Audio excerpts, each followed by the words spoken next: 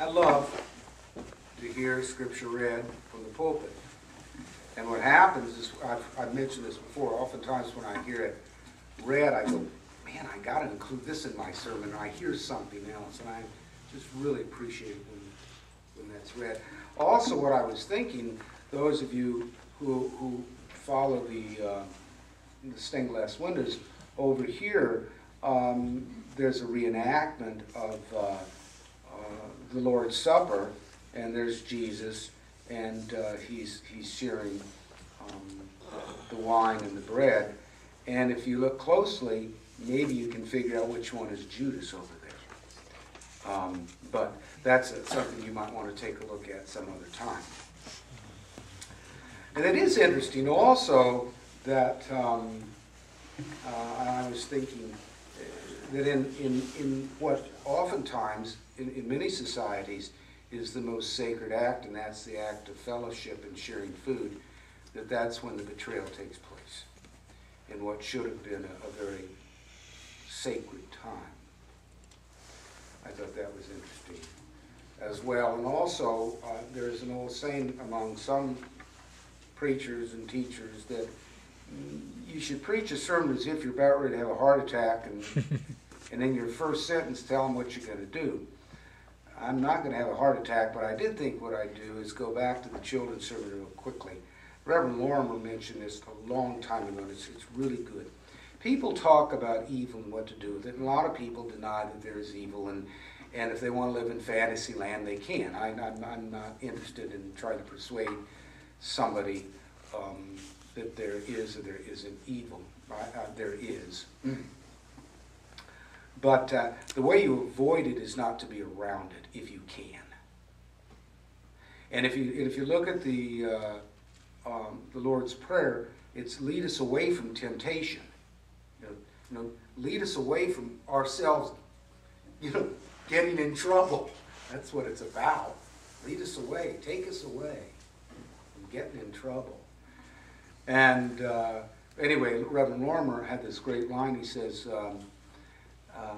if you want to avoid temptation, do just that. Avoid it. And don't put yourself in a position to be tempted. And unfortunately, some people can't do that. And then what you do is you invite them by opening up your heart, the darkness to come in. And it's a bad idea. That is, in a nutshell, what happens with Judas, it seems to me. With that said, it should seem obvious that Jesus was not so much, I think, in his mind, founder of a new religion. And indeed, I'm quite certain that Jesus was not interested in founding Christianity. I've said this before, not being glib, that Jesus was not a Christian. Jesus was a Jew. Okay? Followers of Jesus are Christians. And there is something to be said about that. Jesus was not interested in founding a new religion. Rather, what he was interested in doing was he was a movement maker. He was a movement maker within the framework of Judaism. I don't think that can be denied. And this movement that Jesus was about was designed to return his beloved Judaism to its true calling as a light of the nation.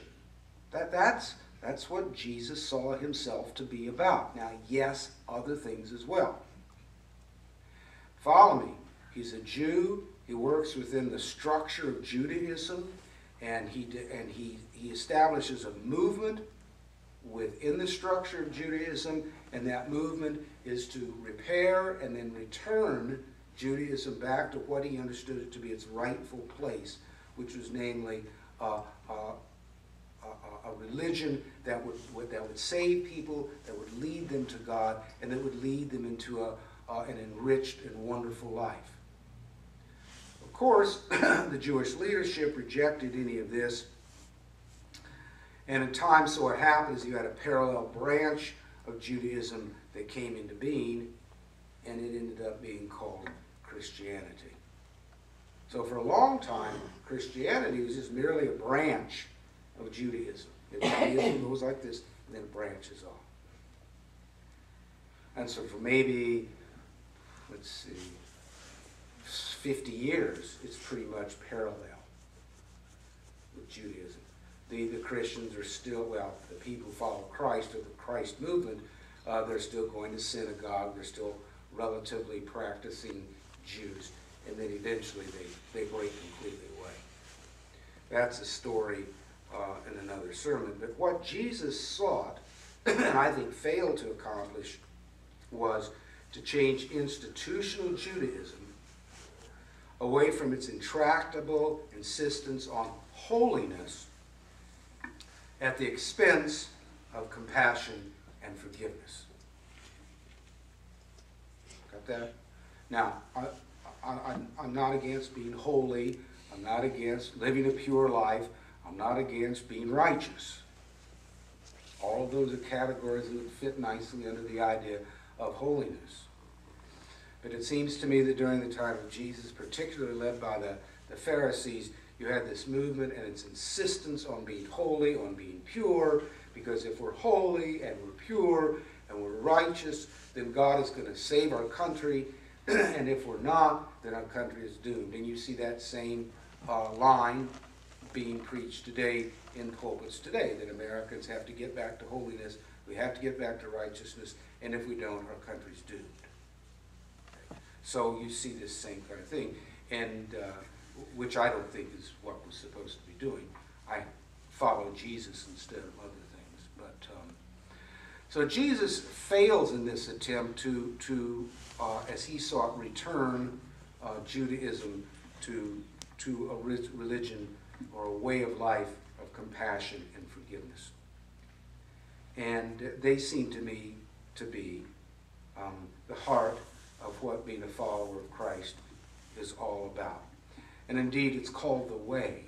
That's the way we're supposed to be. We're supposed to be compassionate. We're supposed to be forgiving. That's the way of Christ. As distinct from a set of rules and regulations that we have to believe in or have to accept before we can be called true Christians. Well, let me explain this. Anybody can accept and agree to a group of rules and regulations. That doesn't say anything about whether you're a Christian. All that says is you've agreed to these rules and regulations.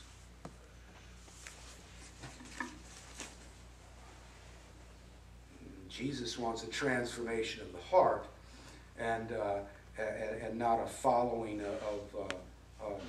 in boots, in rote, if you will, of things that you must do or you're not a Christian. Which I might add, in no means is a rejection of the elemental standards of Christian behavior. So again, I'm not saying don't be righteous, don't be pure, don't be holy. I'm saying I think Jesus, well, there's a question about this, was more interested in compassion and forgiveness. That stated Jesus is the way, which I think most of you know in New Testament Greek. This is kind of fun to show you how this sets up. In New Testament Greek, the word way is O-D-U-S, odus, O-D-U-S, and it means path or roads, or road. And if you put an X in front of that, E-X, odus, what would you get? Exodus, which means the way out or the way from, the road from. So when you read the book of Exodus, it shows you the way out of bondage and into freedom. It shows you the way out of being in this soiled relationship with the people and the kings and the things of the world, and into a life that ends up being cleansed when you go through the baptism through the Red Sea, and you end up over in this land of freedom. So you find in the Old Testament, there's always this movement of moving away from sin and into freedom, away from bondage and into a new life. And it's this way, this road, this path from bondage into freedom that frankly underscores all of Scripture.